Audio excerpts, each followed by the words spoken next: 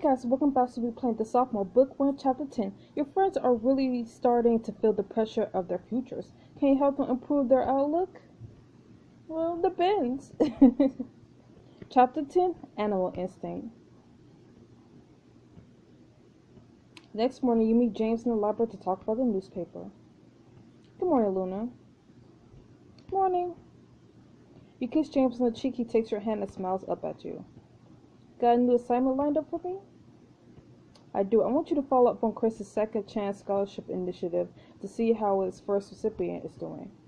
So see if you could track down Zig and ask him some questions. Great, he'll be excited to share his story.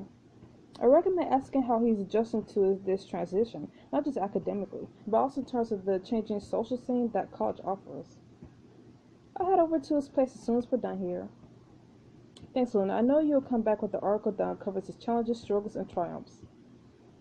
And anyone who reads it will see how the scholarship can help others like Zig. Exactly. He glances down his laptop and his smile falters. Newspaper got you stumped? No, it's not that. Let me guess, worried about post-grad life, something about your parents wish we could sneak off? No. I want to say both. First two options. Let me say this. No, we've been on good terms for a while now. Okay. I'm certainly glad to hear that, but if that's not the problem, then what is? Well, I've been thinking over some new ideas for a new novel. Yeah, James, that's great. But nothing's sticking. All I seem to be doing is swallowing writer's block. I know the feeling. Oh, James, I totally get that. Are you still doubting yourself at the LA? Or are you getting back into fiction now? I totally get that. Do you remember all my angst over how to end Professor Vasquez's book last year? You know, Vasquez herself needed some college kid to humiliate herself at sorority parties for inspiration. He once made me go around campus and give students fake bad news just so I could describe the reaction in specific detail. It was horrible, actually. My point is that Vasquez struggled with writer's block too, and we both consider him one of the greats. It's not that you're not alone in this. Thanks, Luna. Maybe I just need to step back and let my ideas percolate a little more. Hey, we help this confidence. I know you'll get through this bout of writer's block, James. And I'm always here for you to bounce ideas off of, or otherwise inspire you. You take James' face in your hands, guiding his gaze away from his empty text document, and kiss him deeply. I will most definitely take you up on that. You know what you need? Inspiration, coffee, and a few hours to concentrate. Well, that sounds fine too, but I was going to suggest an adventure, something to get your mind working in unexpected and creative ways. I like the sound of that. Did you have something in mind? Bye.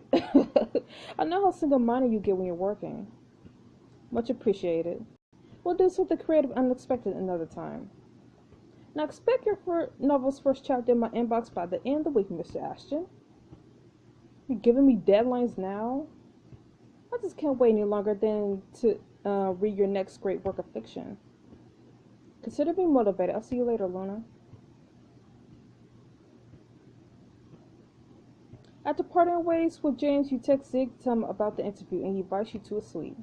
He answers the door with a grin and welcomes you inside. Hey, Luna, come on in. I hope I'm not intruding. Thanks again for letting me interview you on such short notice. No problem, I'm always happy to see you, and if I can help the newspaper, even better. I can't believe I haven't been to your place yet. This reminds me of my suite from last year. As you pass the kitchen, you notice a sleepy-looking guy wearing headphones flipping pancakes. He's quietly singing along to a rap song you heard on the radio recently. Hi, you must be one of Zig's suite mates. He doesn't seem to notice you. He even increases his volume as he mutters the song's hook. Just ignore him, guaranteeing he won't notice us.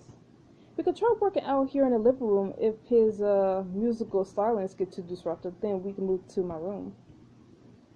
Sounds good to me. I'm looking forward to hearing your thoughts as a journalist and a friend. But first, coffee? Yes, please.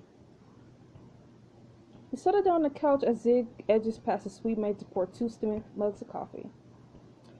Fresh from the French press. Returning to your barista roots? Hey, I gotta keep my marketable skills sharp in case this college student thing doesn't work out after all. Is that an act of concern? Is this part of the interview? Well, no, but I guess we should get started. And pull your notebook and a pen out of your bag. Should I state my full name for the record? This is an interrogation, Zig. Okay, first off, how are you adjusting to classes? So tests suck, huh? How many credits are you taking? How are you adjusting to classes? Hey, is that a nicer way of asking is dropping out an active concern? It wasn't meant to be. Are you that worried about your academics?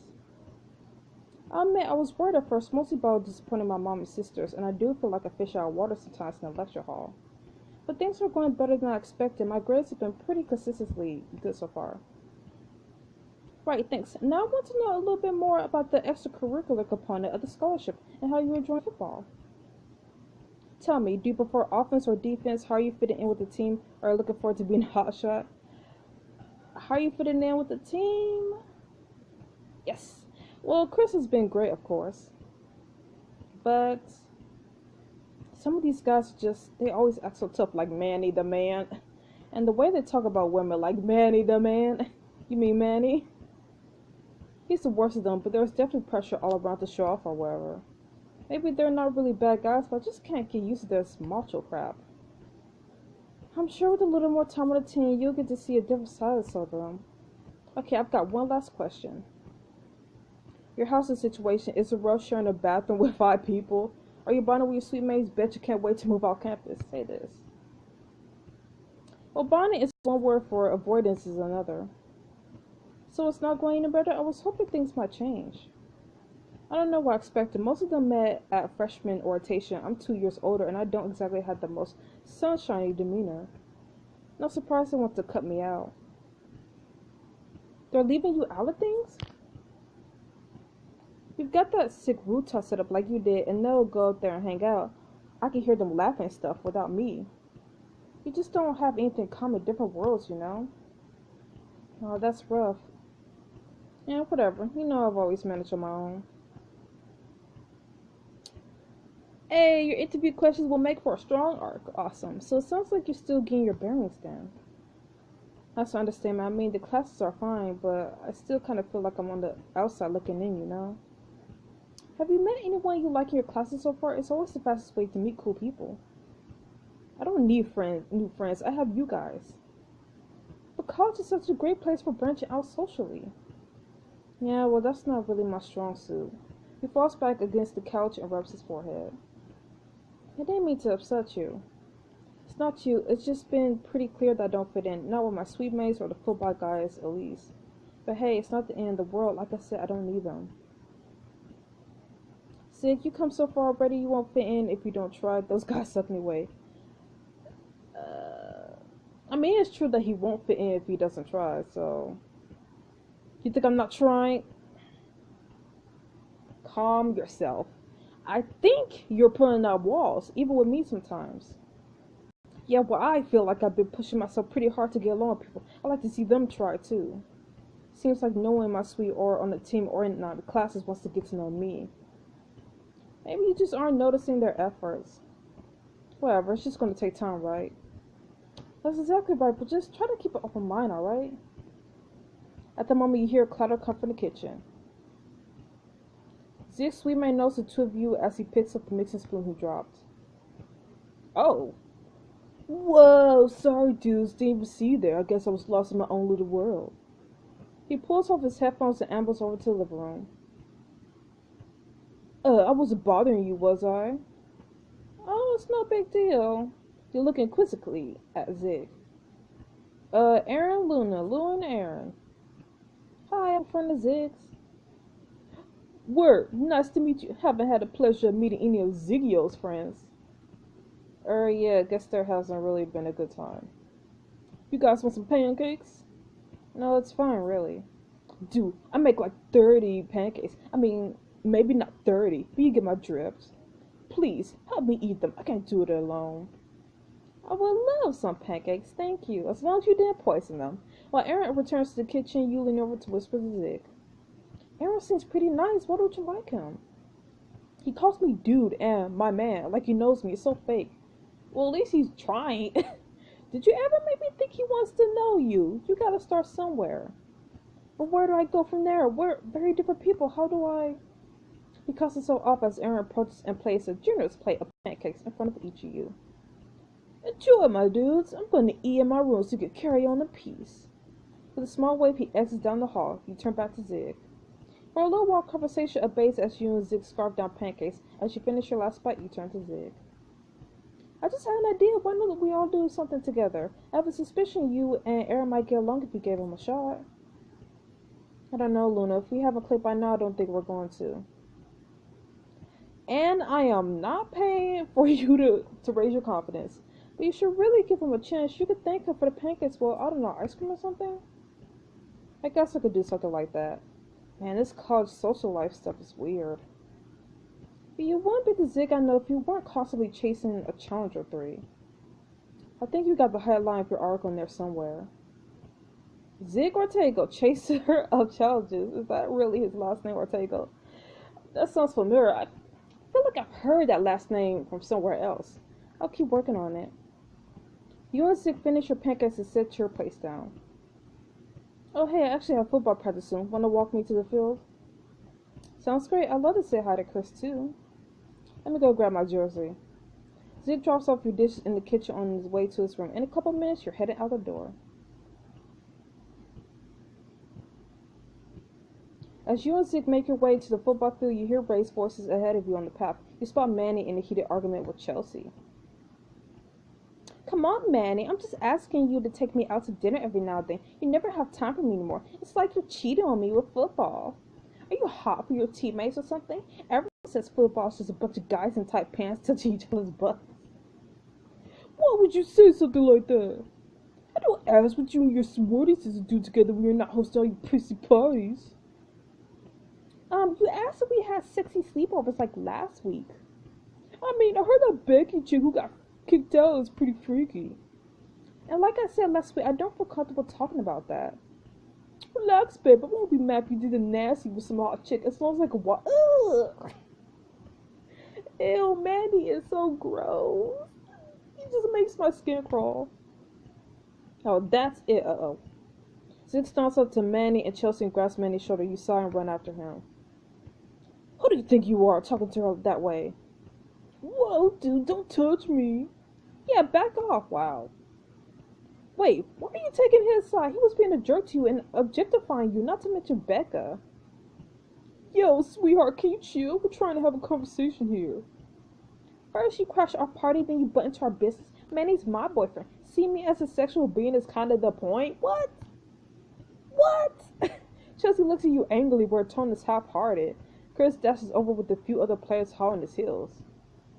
Okay, listen, Manny the man. I've dealt with guys way tougher than you. Apologize to your girlfriend. And Luna, for that matter. Oh, what? You try anything, I'll snap you like a swig. No. Hey, now, Chelsea, are you really okay with how he talks to you? Zig, Manny, can you not right now? Everybody stop.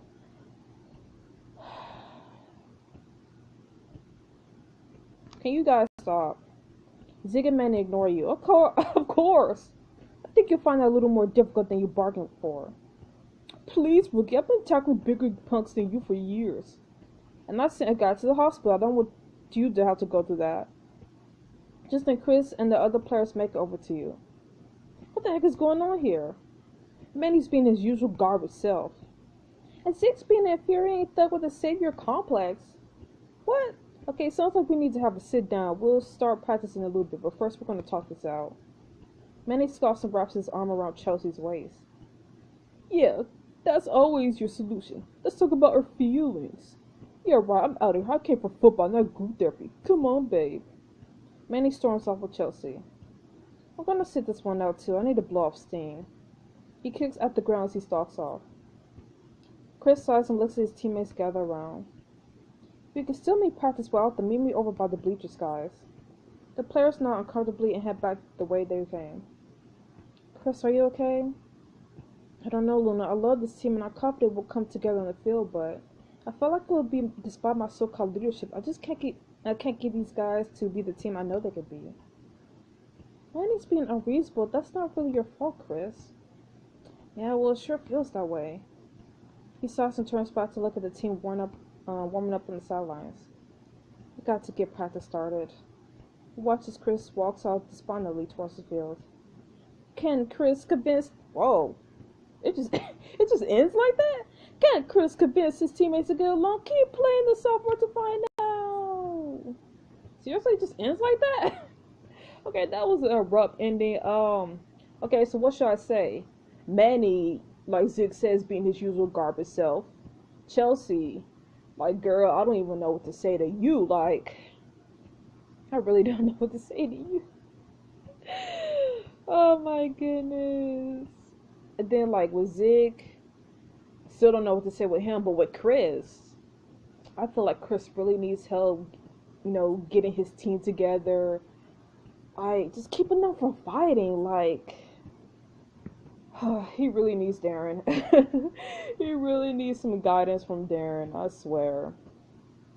But, yeah, so I don't even know what to say about this chapter. I mean, it was pretty short and not that much has happened. It was just a bunch of fighting, again, like always.